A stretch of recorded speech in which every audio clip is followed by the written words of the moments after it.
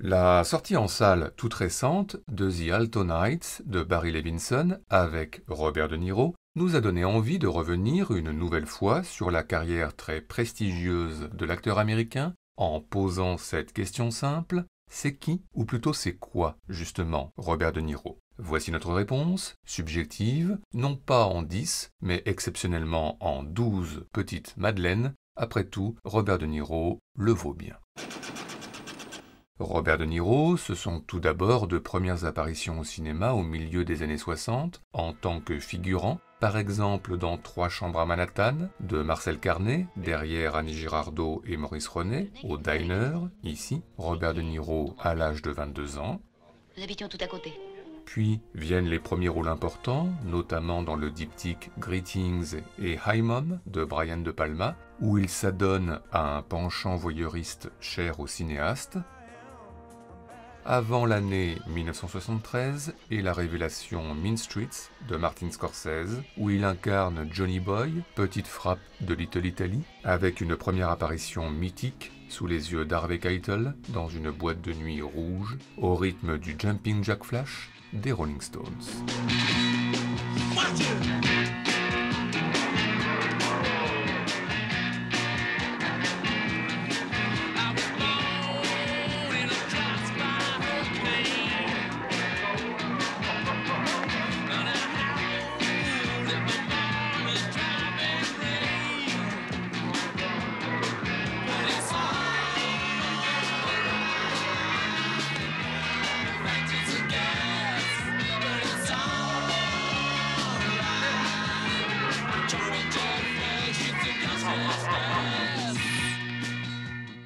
Robert De Niro, c'est ensuite, au milieu des années 70, une carrière qui s'intensifie, tout d'abord avec Le Parrain 2 de Francis Ford Coppola, où il incarne Vito Corleone, jeune, et où il croise Al Pacino, le temps de quelques fondus enchaînés pour l'éternité.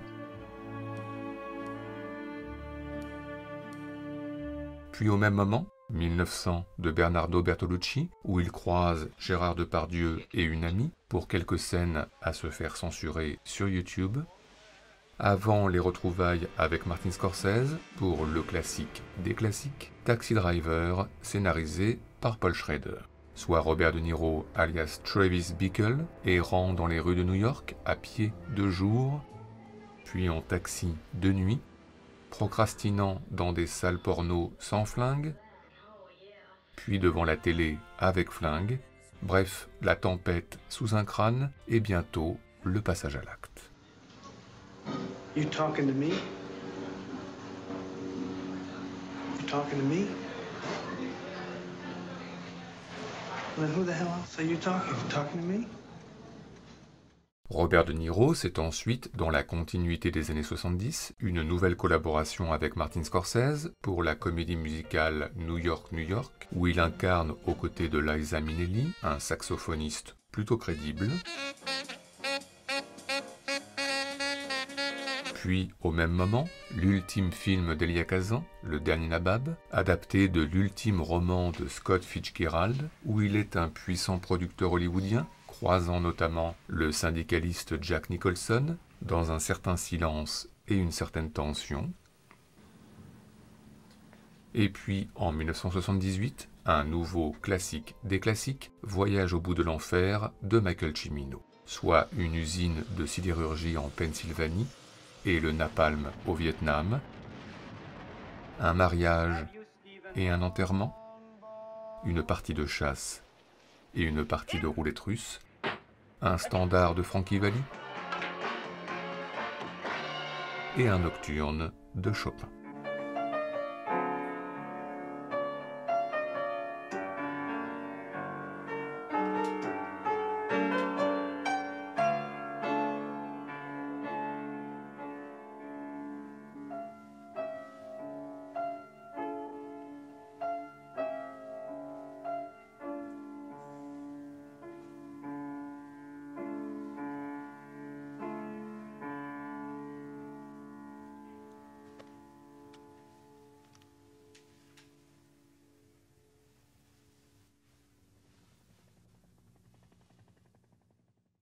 Robert De Niro, ce sont ensuite des années 80 qui s'ouvrent par un projet de Jean-Luc Godard qui ne verra pas le jour, The Story, où l'acteur aurait partagé l'écran avec Diane Keaton, ce qui laisse évidemment quelques regrets, mais heureusement, au même moment, peut-être le meilleur, Raging Bull de Martin Scorsese encore lui, avec de la violence sur le ring, mais aussi de la violence à la maison, une violence dirigée contre les autres, mais aussi contre soi-même en prison, sans oublier une question à Joe Pesci, entrée dans l'histoire du cinéma, You fuck my wife. What? You fuck my wife. puis une insulte au téléphone de Joe Pesci, qui ne demande qu'à y entrer, Your mother sucks fucking big fucking elephant dicks. You got that? et enfin le plus beau des génériques d'ouverture, Robert De Niro sur le ring, le taureau dans l'arène, sur la musique de Pietro Mascagni, au ralenti, pour toujours.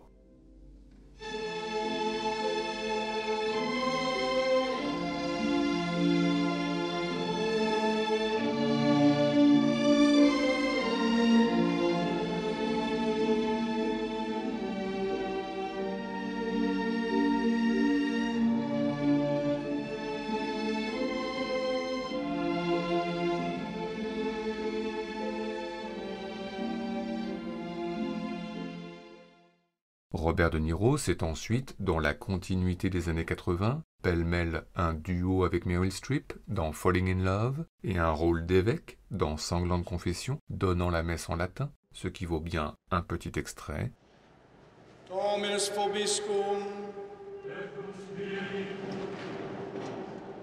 Et puis à la même période, une nouvelle collaboration au sommet avec Martin Scorsese, la valse des Pantins, où il incarne Rupert Pupkin, acteur de stand-up, en tous les cas dans sa tête.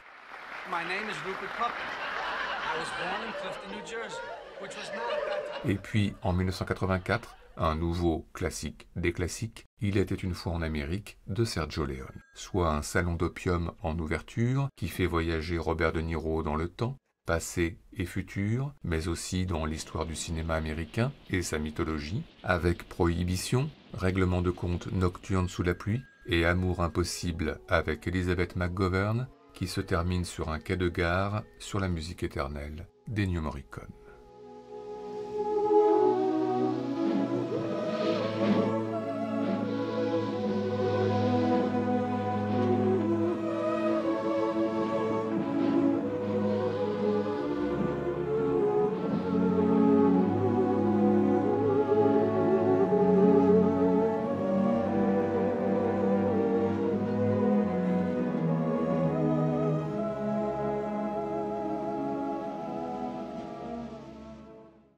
Robert De Niro, c'est ensuite, dans la deuxième partie des années 80, une succession de seconds rôles plutôt chics en Harry Tuttle, rebelle, dans Brasil de Terry Gilliam, ou en chasseur d'esclaves repenti, dans Le Mission de Roland Joffé, mais aussi à la même période, un rôle démoniaque, celui de Louis Cypher, dans Angel Heart d'Alan Parker, pour un face-à-face d'anthologie avec Mickey Rourke autour d'un œuf dur. You know, some religions think that the egg is the symbol of the soul. Did you know that? No, I didn't know that.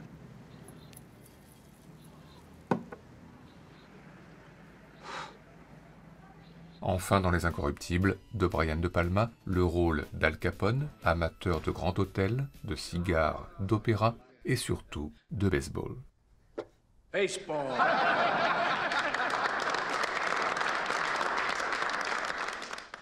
Robert De Niro, c'est ensuite, au carrefour des années 90, des retrouvailles encore avec Martin Scorsese pour Les Affranchis et l'un de ses plus beaux rôles, celui du gangster Jimmy Conway, un film où le temps a passé, mais où l'on retrouve les mêmes apparitions charismatiques, au comptoir d'un bar sur du rock, et où l'on retrouve la même violence intérieure, prête à exploser à tout moment.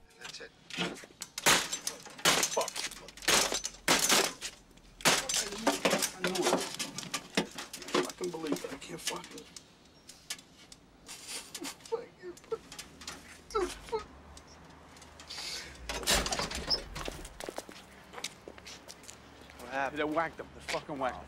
Fuck.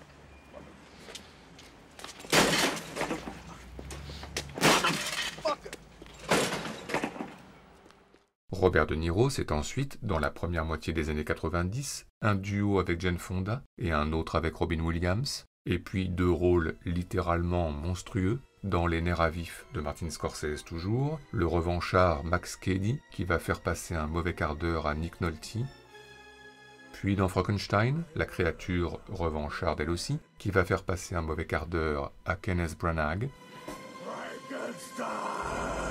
Et puis, au même moment, un grand film pas si connu que ça, Mad Dog and Glory, de John McNaughton, où il incarne un flic se rapprochant de la prostituée Uma Thurman, tandis que son souteneur, Bill Murray, rôde. Un film où Robert De Niro laisse entrevoir un certain potentiel comique, notamment dans cette scène aux côtés de David Caruso, rythmée par Just Gigolo de Louis Prima. Louis Prima, the best.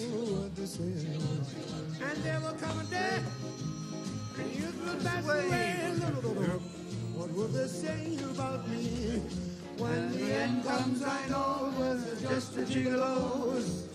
Life goes on without me, 'cause I ain't got nobody.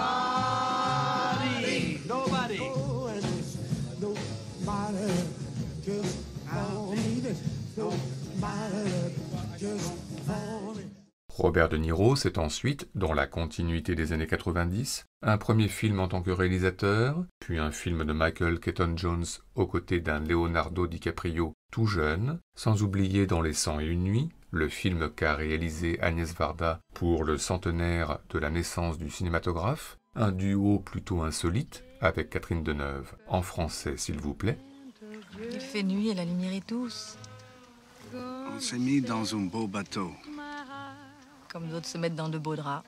Et enfin, toujours la même période, 2 très grands films coup sur coup. Tout d'abord Casino, de Martin Scorsese encore et toujours, en gérant, maîtrisant son casino comme un démiurge, ce qui n'empêche pas les imprévus.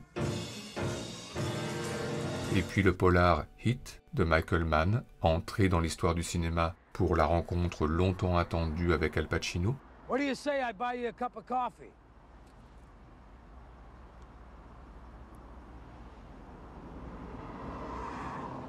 Yeah, sure, let's go.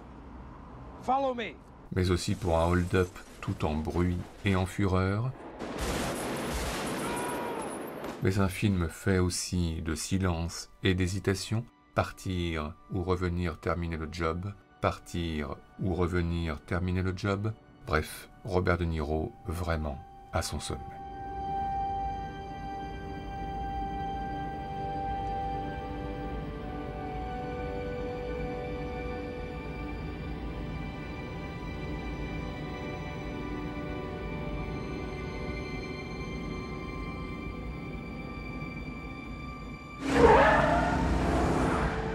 I gotta take care of something.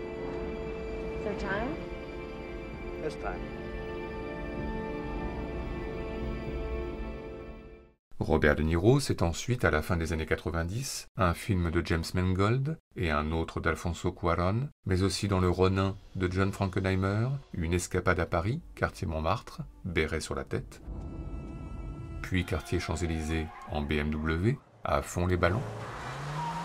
Et puis à la même période, la rencontre avec Quentin Tarantino pour Jackie Brown, avec La voiture toujours, pour des choix musicaux plutôt décalés, en tous les cas par rapport à ceux de Pam Grier et Robert Forster.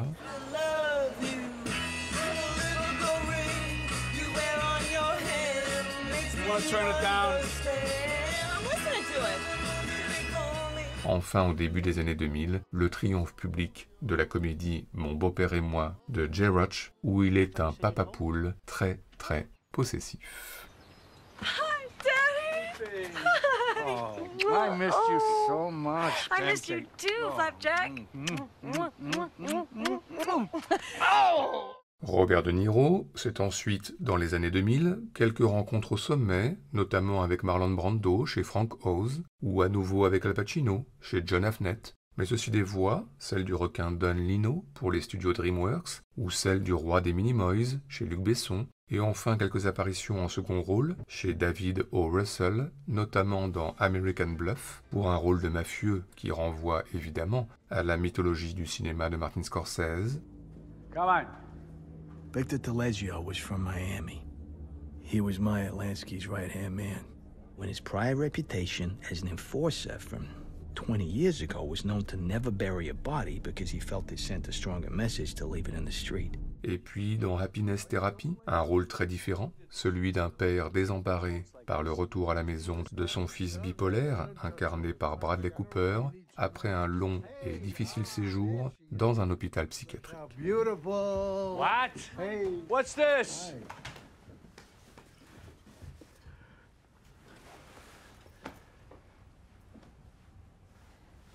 Everything good? Mm-hmm. Ah. Where is it? It's right here. You got it. Oh, well, we got that. We don't want them to steal that. Still got yours? Yeah, I got mine. Enfin, Robert De Niro se sont récemment de nouvelles apparitions qui renvoient encore et toujours à sa propre filmographie. Un rôle d'ex-boxeur chez Peter Seagal qui fait penser à Raging Bull, un film de gangster chez Luc Besson qui renvoie aux Affranchis, ou un film de Todd Phillips qui lorgne du côté de Taxi Driver et La Valse des Pantins. Et puis au même moment, dans le téléfilm The Wizard of Lies de Barry Levinson, le rôle de l'escroc Bernard Madoff, financier ayant volé à ses clients des dizaines de millions de dollars. Bernard L. Madoff, inmate number 6172-7054.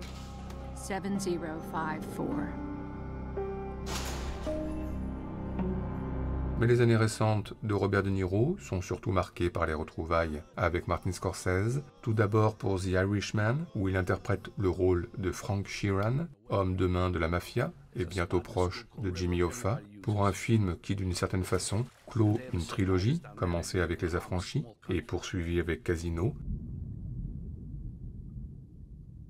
Et puis, tout récemment, dans Killers of the Flower Moon, un rôle à ne pas mettre entre toutes les mains, celui du riche éleveur William King Hale, grand défenseur a priori de la communauté amérindienne Osage dans l'Oklahoma des années 20, avant de bientôt lever le voile. What do you need for Minnie? Yes, sir. We all taken care of? Yes. You have proper medicines? Because I want you to know you have the best care if you need. I don't want you to be afraid. Voilà, Robert De Niro, c'est tout cela, ce qui est évidemment beaucoup, et encore, nous n'avons pas cité la déambulation sur le toit dans Le Parrain 2, en parallèle de la fête de San Gennaro, ni la contemplation hébétée d'une aspirine dans un verre d'eau dans Taxi Driver, ni l'échange de regards secrets avec Meryl Streep à l'église dans Voyage au bout de l'enfer, ni le silence assourdissant sur le ring face à Sugar Ray Robinson dans Raging Bull,